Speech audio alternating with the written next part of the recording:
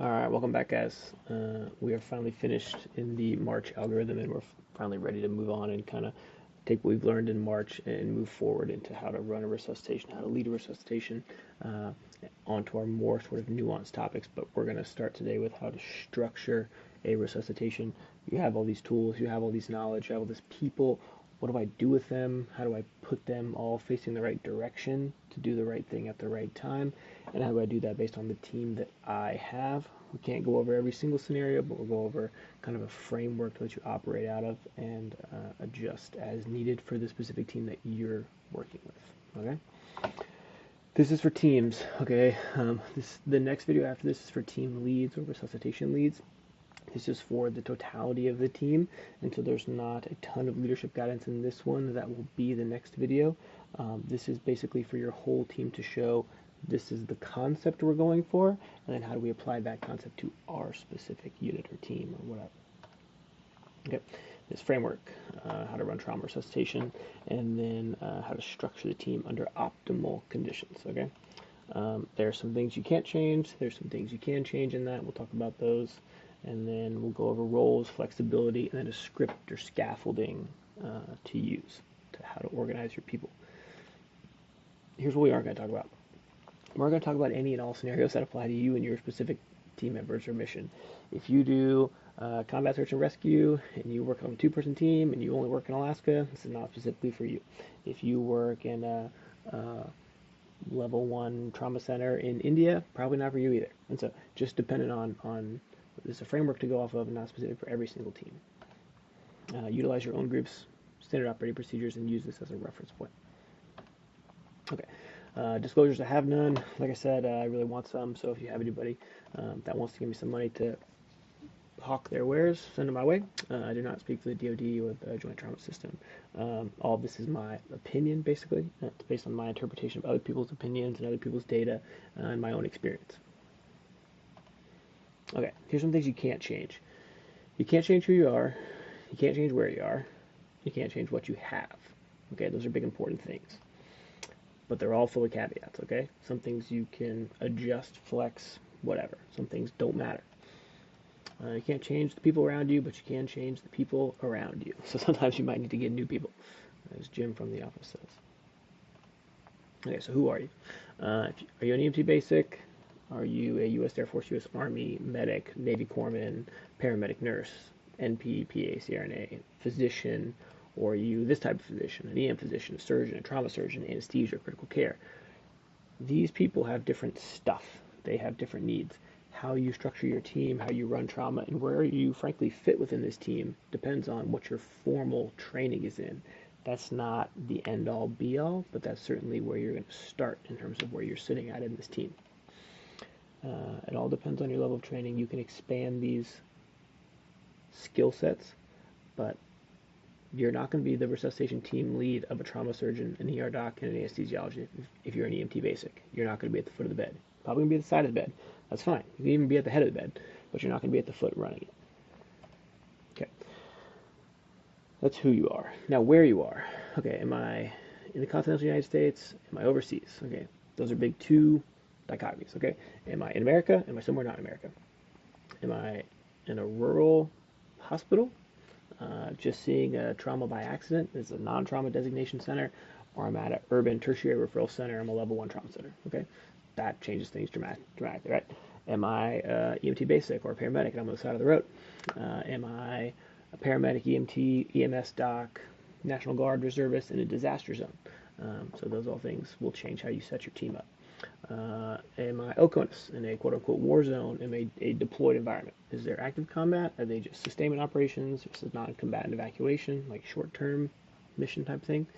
Am I OCONUS in a non-military role? Am I expeditionary medicine? I'm on a wilderness med trip to wherever, Mount Kilimanjaro, and somebody breaks their leg, falls down a cliff or something. Am I there for a humanitarian disaster, large earthquake, something like that? Okay, how you set your team up, what you bring, who you have with you are going to be way different there. But the traumas all come, they find you, regardless of where you're at and what you brought with you. Okay, what do I have? who are my key players and what key players am I missing? If I have a trauma problem that's surgical and I don't have a surgeon, well, that's a key player and I'm missing them. And if I do have them, okay, great. Now what can I do that maybe I couldn't do before? What kind of stuff do I have with my material? Do I have blood? Do I not have blood? Do I have a refrigerator? Do I not have a refrigerator? What kind of meds do I have? What kind of supplies do I have? And the number of casualties versus capability. Am I expecting to be only expecting to take care of 1 or 2 people? Am I expected to be able to take care of 20 people or 50 people or 100 people? Okay, is my stuff that I brought and the people that I brought capable of like doing all of those things? Okay. This is my take on the Serenity Prayer. So, give you coffee to change the things you can, and then alcohol to change the things that you cannot. Some things you can change, some things you can't, but you have to accept it either way. All right. Things you can change. Your skill set's one of them. Your ability to work as a team, contingency plans, and then mindset. These are all fixable things. These are all changeable things that can be improved on to a point where, maybe they offset some of the limitations that you once had. So your skill set. Utilize your training opportunities to solidify your doctrinal skill set. Expand beyond that skill set for contingencies. What does that mean? Well, it says on paper that I can only do these things. Well, that's only on paper. In real life, if you have utilized training opportunities, found mentors, got additional training and experience, you can now go beyond what it says on paper with the proper approval and whatever to do things that you couldn't do before. Okay, but you can't just suddenly put in chest tubes if you never trained on chest tubes just because there's a mass cow. That's not going to happen. You're not going to suddenly know how to do something you've never done. Okay, so you have to get the training before you need it, even if it goes beyond your doctrinal training. Okay, this requires help. Okay, so you need strong leaders and mentorship to find yourself opportunities. Okay, when you're asking someone to help you, you should like specifically tell them, I am looking for mentorship. It's like sometimes when you're giving feedback to people, you need to tell them, hey, I'm going to give you some feedback now. Because people aren't necessarily receptive, right? They're busy, they're distracted, they have stuff going on at home, whatever. And so you want to make it very clear that you are looking for mentorship and that you are identifying yourself as a motivated individual, and then they'll be more willing to help you. Okay, same with giving feedback, right? You want to tell people, this is the part where I'm going to give you some critical feedback, because some people may just not be listening. Okay, teamwork. The team that trains together saves lives together, right? So valuable. You don't want to do the other thing, which is rely on tactical swarm mentality. Okay, so tactical swarm mentality is basically what happens in a hospital, where people of various skill sets come together at the time of an emergency, and maybe they work together, maybe they don't, but they all know their roles, and they sort of come in as a swarm, and they make lemonade out of a bad situation. Okay, that can work, but the data is pretty good on this. That says like teams who train together, like code blue teams in hospitals, they have better outcomes than teams that operate as a tactical swarm. So if you can train together, even better, you'll probably do better together. Daydream about nightmares. Okay, it's something that I do as an ER doc because I just worry a lot as I go into work. I hope the neonatal emergency isn't, today's not the day. I don't like OB emergencies. I don't want stuff like that. And so think about bad stuff before it happens and discuss mitigation strategies with your team. So discuss the potential emergencies and their solutions that fit within your framework of what you have, the people you have, the material you have. Okay? All right, mindset. No one is above getting better. Okay, I don't care if you're a trauma surgeon. I don't care if you're an anesthesiologist. I expect a lot more out of you from baseline, but that's not to say that my Sys 8 Whiskies, my 4Ns in the Air Force, or my Navy Corpsmen, or paramedics, EMT basics, they cannot expand their scope. Okay, we can all get better. We can all expand our scope. So keep that as a mindset. No one is above the team. Okay, this is really, really, really fundamental in high performance teams. The idea that everyone's part of the team and that no one is above the work. So there's a great book, Legacy by James Kerr. Highly recommend. Every single person who's been on a team ever, is ever going to be on a team ever, or is currently on a team, read this book. They have basically a list of things that great teams, specifically the All Blacks in this case, the New Zealand rugby team, do that make them different than other teams. And one of them is this concept called Sweep the Sheds, which is basically even high performers on a team are not above the grunt work. Okay, that everyone should remain humble within a team, and no one should be above learning new skills and doing their best for the team in every way, even if that means sort of humbling work like cleaning the sheds, sweeping the sheds. Okay, this is something that was coming up. James Kerr wrote about it. He's the author, but Graham Henry and Richie McCall, this like legendary coach and player on the All Blacks, who came up with some of these things that have changed what makes good teams good. Love this book. Should read it every year. So good. Champions do extra. They sweep the sheds. So again, I don't care if you're a lowly EMT basic, Air Force medic, Army medic, and you're on a big team with a bunch of docs and nurses, and you're all worried. They all have much more experience than you.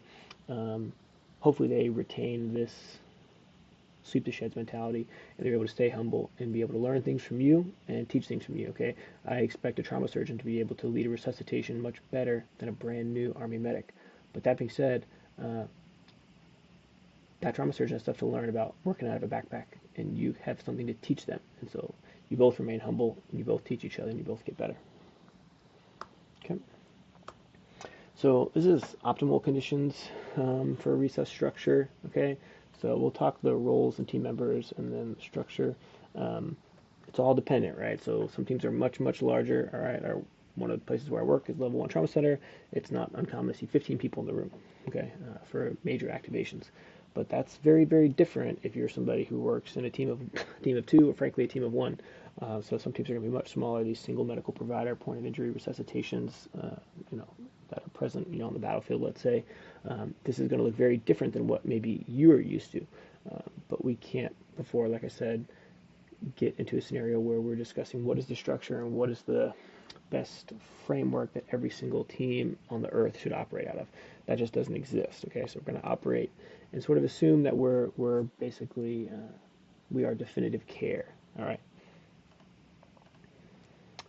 These are what I would consider sort of minimum necessary components for critical care of undifferentiated trauma. The military would refer to this as like min force, so the minimum force necessary to complete the mission. Without this, we would not, do it or whatever.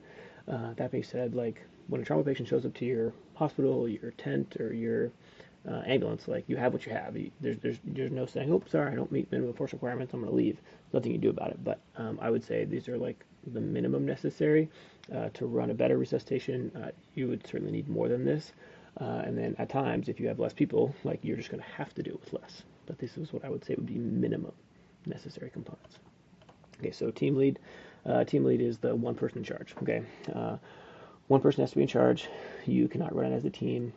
It's so much better to prop up maybe a weaker leader than to have multiple people running the trauma. Multiple people running the trauma leads to leadership vacuums, and the people beneath the leader not really knowing who's in charge and what to do. And so it's easier if you are a strong supporting player to prop up maybe a bad leader than to have multiple people run it, or like, oh, we'll all run it together.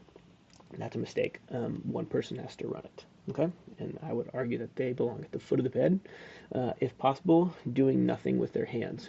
Once you start doing something with your hands, you're not really doing anything else, or you're doing it with your hands badly, and then what you're saying out loud, maybe you're doing well, but what you're doing with your hands is doing bad. And so even the best physicians, best medics, they have limited bandwidth. And so ideally, the team lead does nothing else but run the team, and ideally it's probably your most experienced person. Okay, airway operator, some way at the head of the bed. This can be anesthesiologist, CRNA, emergency medicine person, medic. This can be various people.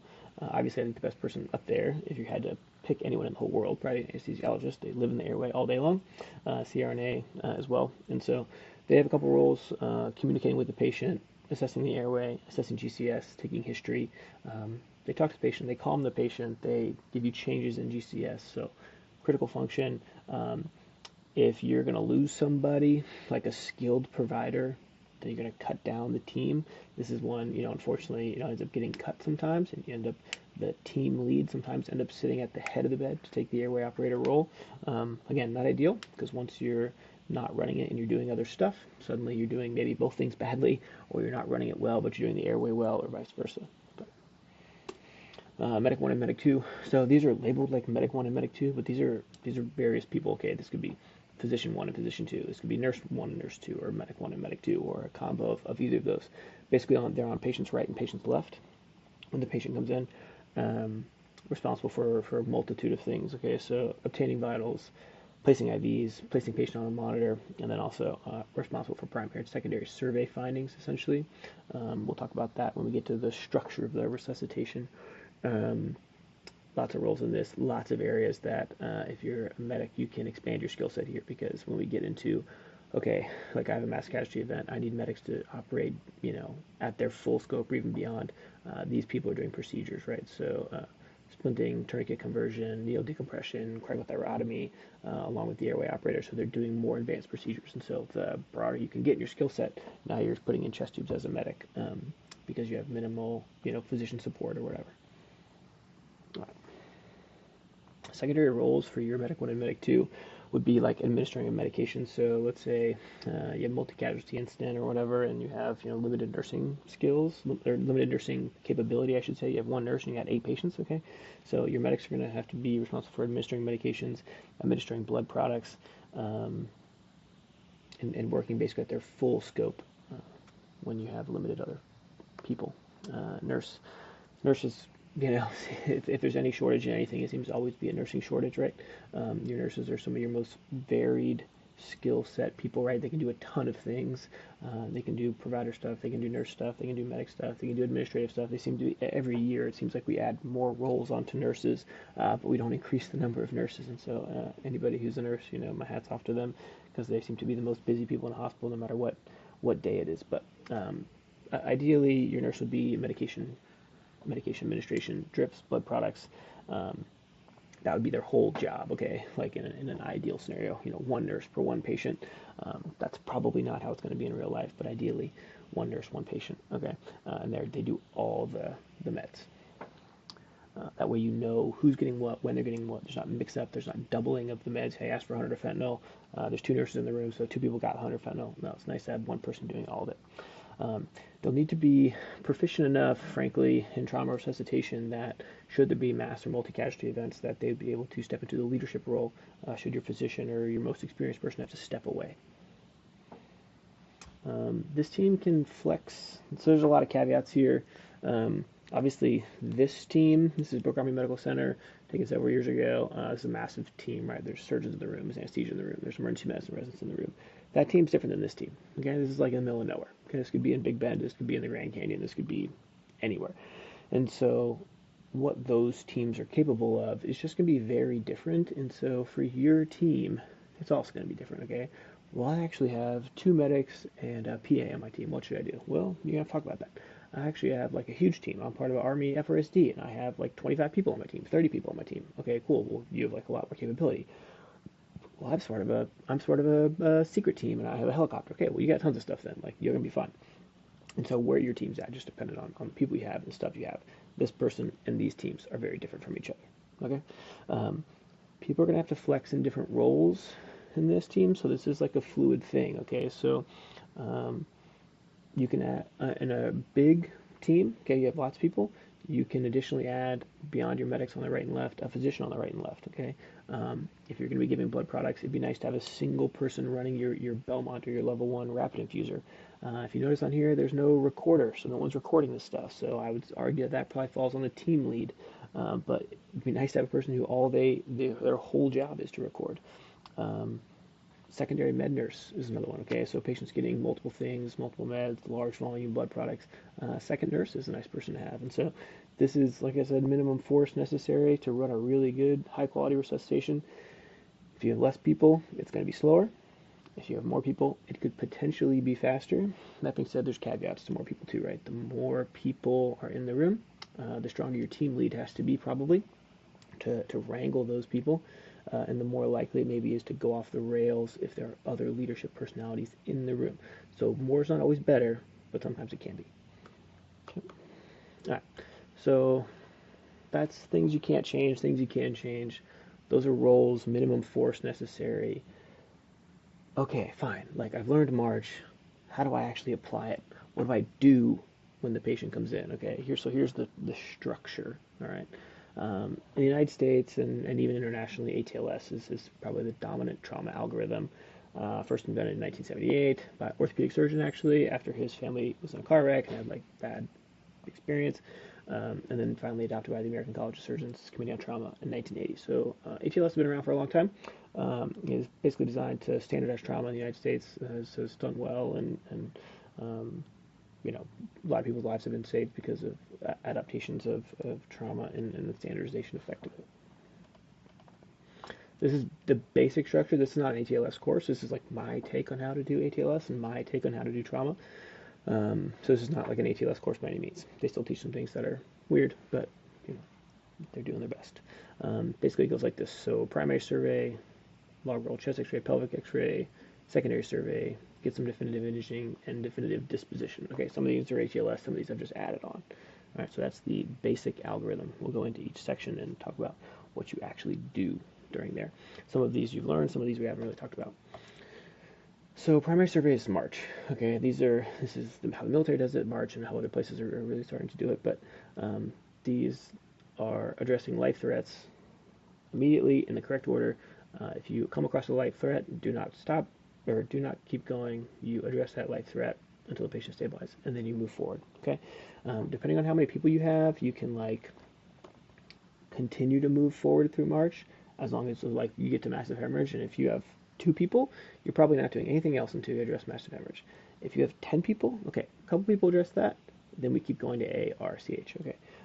But you do not pass these primary survey problems until you have addressed them and started fixing them or completely fix them, okay? Your first set of vitals is taken here. So this is person on patient's right and left, hooking them up to the monitors, taking first set of vitals. At the place where I work, we take a manual blood pressure, and we're really, you know, kind of waiting on bated breath until we get that first set of vital signs. Okay, IV access is here. This is responsibility of your person on the patient's right and patient's left. So when you get IV access, you can make the blood pressure go up, you can make the blood pressure go down, you can cause pain, you can stop pain, you can put them to sleep, you can intubate them, you can do whatever. Without IV access, you can't do much of nothing except hold their hand and tell them to calm down. So access is critical. Okay, and so training on live access is really important. And so in major trauma, 1 set of access is none, two is 1. So we need 2 sets of access. Like I said, all life threats are addressed here. Critical meds are given here, and so your TXA is given here, your calcium is given here, your blood products are given here. Pressors, intracranial meds like 3%, things like that. You know, potentially seizure meds if they're having seizure. Okay, so it's like not really tetanus time. You know, you update your TDAP. Eventually, we'll get there. But yeah, critical meds are given here during these. Essentially, this may be a caveat from like doctrinal ATLS, but I'll say is like critical meds are given here because you're addressing critical life threats, right? If you're like saying that the person is bleeding to death and their blood pressure is low, and you're giving them blood, you need to be giving them the other blood meds, right? You need to be giving them the calcium, you need to be giving them the TXA, and so critical meds are given here. Primary findings are called out to the room and then acknowledged in closed loop communication fashion, and so you'll say things about the airway. So the airway is intact, okay? I have pulses in all 4 extremities. I have symmetrical breath sounds. I will call out the GCS or whatever, and these are not, you're not wait to being addressed. You call these out to the room. The rest of the room is quiet until you hear basically these primary survey findings. People can be talking. You don't want your operators to like not be able to talk to each other, but you do need to be able to hear the primary survey findings, because if you suddenly have a pulseless limb, that's a huge problem, and we need to address that immediately. Okay, and then you've gone through primary survey, and now you're in the middle, right? You've addressed all life threats. You're through the ABCs. You're through the march. Okay, you're in the middle ground now. Log roll, basically keep the patient in spinal precautions. You log roll the patient and evaluate their spine on their neck and back. Rectal exam as indicated for maybe penetrating spinal trauma or concerns about any type of spinal injury. All right, and then chest X-ray, pelvic X-ray. Basically, everybody in ATLS gets a chest X-ray essentially, and then pelvic X-ray as indicated, right? So you fall from a great height, you know, motor vehicle versus pedestrian, maybe GSW to like the lower pelvis or something, somewhere where this pelvis is unstable during the exam, those kind of things. And then plus or minus your EFAS. This is an ultrasound assessment for hypotensive patients. The extended FAST also looks at pneumothorax. Don't get bogged down here. Okay, so sometimes people like rush through the primary and then they go, whew, they take their foot off the gas. Don't do that. keep going, keep pressing, roll the back on the back, get the chest x-ray, and move forward. Don't get bogged, don't stop, don't let people leave the room. Okay, secondary survey. This is more of a detailed physical exam. This is more deliberate. Okay, so your medic on the right and left, or physician on the right and left, or your airway person, you go through a detailed physical exam. There's multiple ways to do this. Different places do it differently. Basically, where you trained at is how you learn it. So where I trained at, we did clavicles up and clavicles down. And so the person at the airway, they did a physical exam and physical exam findings from the clavicles up. The other person on the patient's right did clavicles down. They did the physical exam and the physical exam findings there. So you're looking for fractures, abrasions, evidence of trauma, certainly penetrating wounds, things like that, and doing a full physical exam on the patient to make sure that nothing is missed that maybe wasn't in the initial life threats, but is certainly important to find. Okay, some patients do patients right, patients left. Some people do. One person does the whole thing from head down. Doesn't really matter as long as it just gets done appropriately. These findings are not yelled out to the room. They are only relayed when requested by the team lead. Okay, so you do the exam and you basically hold that information in your brain until the team lead asks for it. There are less emergent interventions performed here. This is where you update the tetanus. This is maybe where you give antibiotics. You maybe do some splinting for extremity fractures, or you take down splints that were placed outside. Okay, so you should not be removing splints during the primary survey. The primary survey is to address immediate life threats. Do not get distracted by their broken ankle. They are not going to die if they're broken ankle. Only if they're bleeding to death from the foot amputation maybe, but they're not going to die from broken ankle, so leave that splint on, doesn't matter. Tourniquet conversion also is here. Tourniquet conversion is extremely important, but if they've had a tourniquet on, they are going to probably make it 3 more minutes until you get through that primary survey, so do not be taking down tourniquets during this time. Okay. We've rolled them back, we've done the secondary, we've yelled it out. Now we're on to definitive imaging. Okay, so if you have definitive imaging, now is CT time. If you're at a big trauma center, they basically get pan scan for the most part, and then you'll do extremity x-rays. Okay, so everybody gets a CT scan if you have it. Now, a lot of places and a lot of people, you won't have this, right? Like, you might be done here. If you're at a roll 1 in the Army or the Air Force and you don't have a CT scanner, okay, you're done. You decide where they're going, and they just go there. Or you have to hold them. If you're a paramedic or a medic and you don't have CT scanners, cool, put them in the back of the ambulance and let's roll. We're leaving.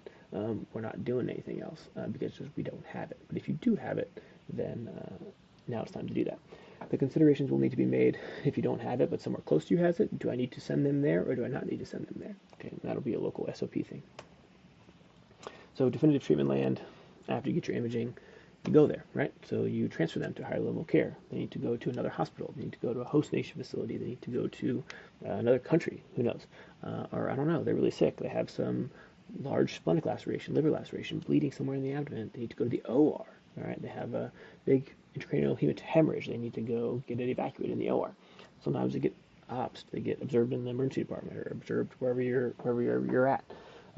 They get admitted to the floor without further workup or discharge. So this is your definitive treatment after, and that's basically it. That's your whole ATLS right there, on in one thing. So you've used your March algorithm, you've done your primary survey, you saved their life, get some imaging, log roll them, secondary survey, and then decide where they need to go from there. Where they go depends on, and who decides that will be on your team, right? If you're just 2 medics and you're a medic team of 2, then okay, you're going to take them somewhere else. You're going to take them to the doc, you're going to take them to a roll 1, you're going to take them to a roll 2, wherever.